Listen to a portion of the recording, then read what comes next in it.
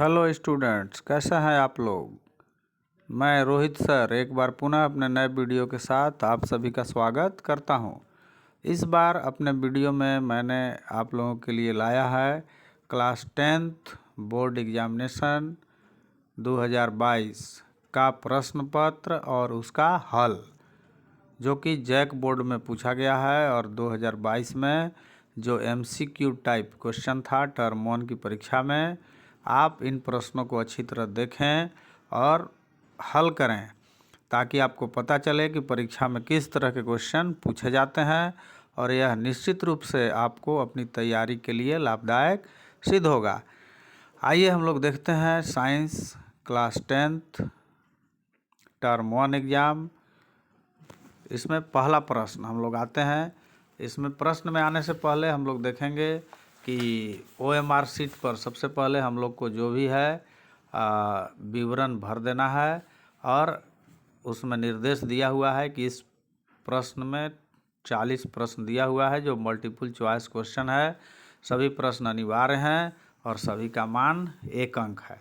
अब इसके बाद हम लोग आते हैं, इसमें सबसे पहला प्रश्न, उत्तल दर्पण द्वारा प्रतिबिंब हमेशा होता है। तो इसका आंसर होगा उत्तल दर्पण द्वारा हमेशा सीधा प्रतिबिंब बनता है। इसका आंसर होगा 4। प्रश्न नंबर 2, गोलीय दर्पण तथा फोकसांतर उसकी वक्रता त्रिज्या का कितना गुना होता है। तो गोलीय दर्पण का जो है फोकस दूरी वक्रता त्रिज्या का आधा होता है। इसका आंसर होगा 2। F बराबर R/2 हम लोग फॉर्मूला जानते हैं।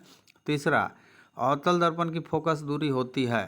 तो अवतल दर्पण का फोकस दूरी होता है ऋणात्मक। तो इसका आंसर हो जाएगा 3 ऋणात्मक। और इसमें और जान लीजिए आप कि उत्तल दर्पण का फोकस दूरी धनात्मक होता है।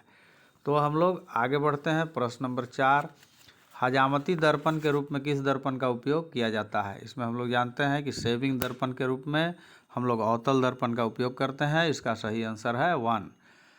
अगला क्वेश्चन, 5वां प्रश्न, गोलीय लेंस मुख्यतः कितने प्रकार के होते हैं। तो हम जानते हैं कि लेंस 2 प्रकार के होते हैं, एक उत्तल लेंस और दूसरा अवतल लेंस, मतलब लेंस 2 प्रकार के होते हैं। तो इसका आंसर हो जाएगा 2।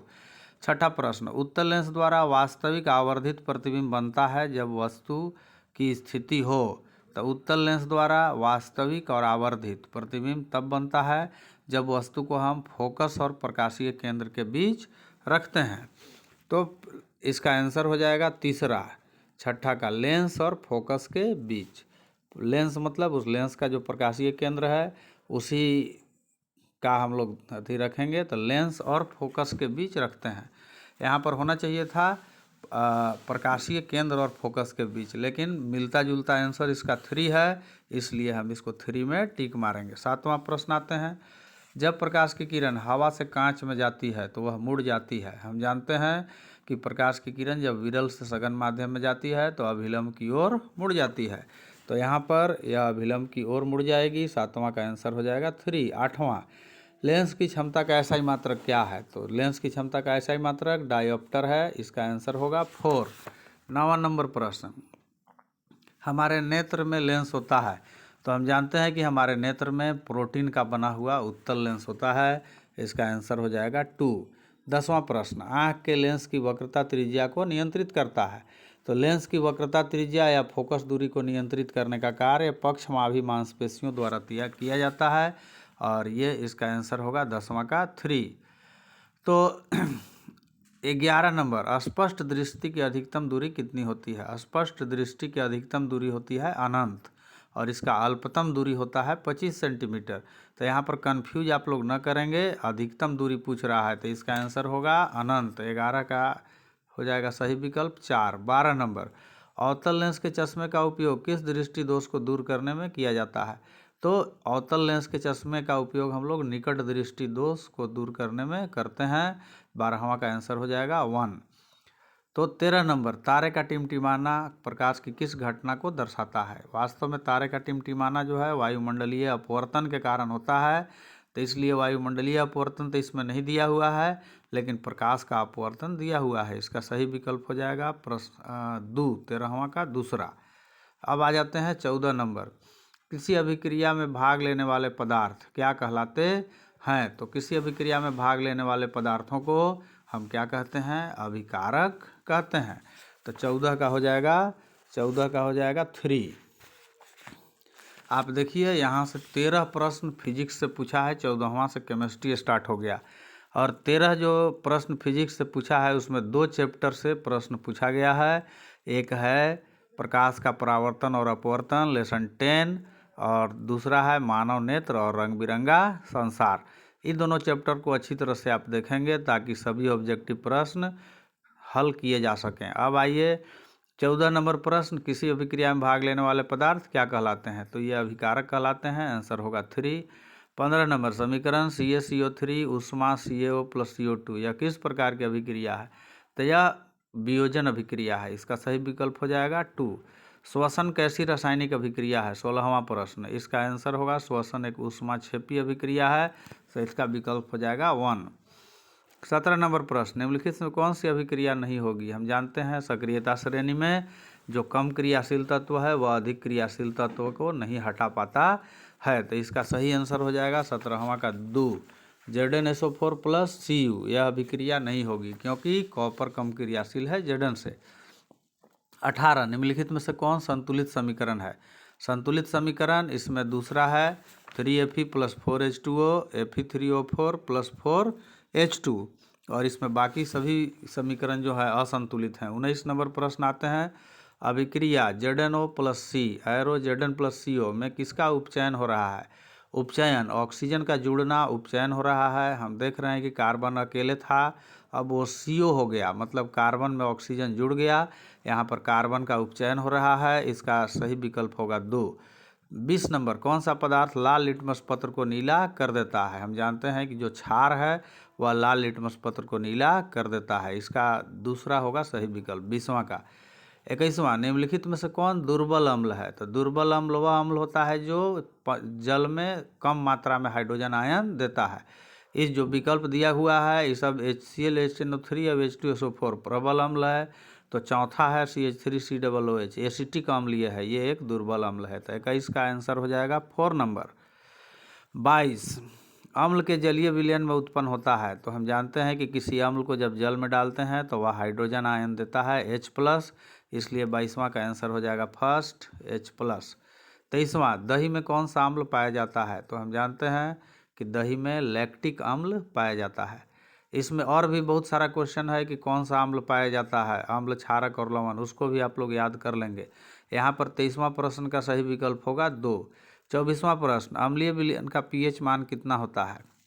तो हम जानते हैं कि अम्लीय विलयन का pH मान 7 से कम होता है, इसका 24वां का विकल्प हो जाएगा 2। 25वां, कौन अधिक क्षारीय है? अधिक क्षारीय में हम देखेंगे कि जिसका pH सबसे ज़्यादा होगा वह अधिक क्षारीय होगा। 25 का 4 नंबर विकल्प ये सही है, pH = 14। 26, विरंजक चूर्ण का रासायनिक सूत्र क्या है? तो विरंजक चूर्ण का रासायनिक सूत्र है CaOCl2, 26 का सही विकल्प होगा 3। 27, प्रकाश संश्लेषण में ऑक्सीजन बाहर निकलता है, प्रकाश संश्लेषण में आप ध्यान रखें कि ऑक्सीजन जल के अपघटन से निकलता है, तो 27वां का सही आंसर हो जाएगा 1। 28 नंबर आइए, अनॉक्सी श्वसन के फलस्वरूप क्या होता है? तो अनॉक्सी श्वसन के फलस्वरूप हम जानते हैं कि ग्लूकोज पायरूवेट एथेनॉल और लैक्टिक अम्ल में टूटता है, तो यहाँ पर जो विकल्प है इसमें एथिल अल्कोहल बनता है, तो 28वां का आंसर हो जाएगा सही विकल्प 2। निम्नलिखित कौन परजीवी है? 29वां नंबर, 29 नंबर क्वेश्चन हम देख रहे हैं कि कौन परजीवी है, तो इसका सही विकल्प होगा प्लाज्मोडियम। प्लाज्मोडियम एक परजीवी है, सही विकल्प है 2। 30 नंबर, रुधिर के तरल भाग को क्या कहते हैं? हम लोग जानते हैं कि रुधिर माने रक्त, इसका तरल भाग प्लाज्मा कहलाता है, और जो ठोस भाग है वो रक्त कोशिका कहलाता है, तो इसको हम लोग प्लाज्मा कहेंगे, इसका 30वां का सही विकल्प 1। मछली के हृदय में कोष्ठकों की संख्या कितनी होती है? तो मछली का हृदय 2 कोष्ठकों में बटा होता है, 31वां का सही विकल्प होगा 1। 32, मनुष्य में वृक्क एक तंत्र का भाग है जो संबंधित है, तो हम जानते हैं कि वृक्क उत्सर्जन तंत्र का भाग है, तो 32वां का सही विकल्प होगा 3। 33 नंबर प्रश्न, मैग्नीशियम पाया जाता है, तो मैग्नीशियम कहाँ पाया जाता है? तो मैग्नीशियम जो है क्लोरोफिल में पाया जाता है, पौधों के पत्तियों में, इसका सही विकल्प होगा 1। 34, किसमें मुकुलन विधि से जनन होता है? हम लोग जानते हैं कि हाइड्रा में मुकुलन विधि से जनन की क्रिया होती है, हाइड्रा में ईस्ट में, तो यहाँ पर सही विकल्प होगा 2 हाइड्रा। 35 नंबर प्रश्न, एड्स रोग किसके कारण होता है? हम लोग जानते हैं कि एड्स रोग जो है HIV विषाणु के कारण होता है, तो यहाँ पर आंसर होगा विषाणु। 35वां का आंसर 2। 36 पराग कोष में होते हैं, तो पराग कोष में क्या होंगे? तो पराग के कण होते हैं, तो इसका सही विकल्प हो जाएगा 4 पराग कण। 37 पूर्ण विकसित अंडाशय क्या कहलाता है? हम लोग जानते हैं कि जब पौधा में निषेचन होता है तो अंडाशय फल में बदल जाता है और बीजांड बीज में बदल जाता है, तो अंडाशय क्या कहलाता है? फल कहलाएगा। 37वां का सही विकल्प है 1। 38 अनवीकरणीय ऊर्जा स्रोत है। अनवीकरणीय ऊर्जा स्रोत जो पुराने ज़माने से यूज हो रहा है, जैसे कोयला, इसमें अनवीकरणीय होगा। 38 का दूसरा हो जाएगा। सौर ऊर्जा को सीधे विद्युत में बदलने की युक्ति को क्या कहते हैं? सौर ऊर्जा से बिजली बनाना है, सौर सेल का हम लोग प्रयोग करेंगे। इसका सही उत्तर होगा 4 सौर सेल। 40 नंबर प्रश्न, निम्नलिखित में से कौन मुख्य जैव गैस का घटक है? जैव गैस माने बायोगैस, बायोगैस या इसको गोबर गैस कह सकते हैं। इसका मुख्य घटक है मीथेन। इसका सही विकल्प होगा 2। इस प्रश्नों का जो आंसर नीचे दिखाया हुआ है, इसको आप अच्छी तरह से मिला लें, पहले अपने हल करें, और जब हल करने के बाद नहीं समझ में आए कोई प्रश्न, तब आंसर को आप देखिए और उससे सभी प्रश्नों को याद कर लीजिए।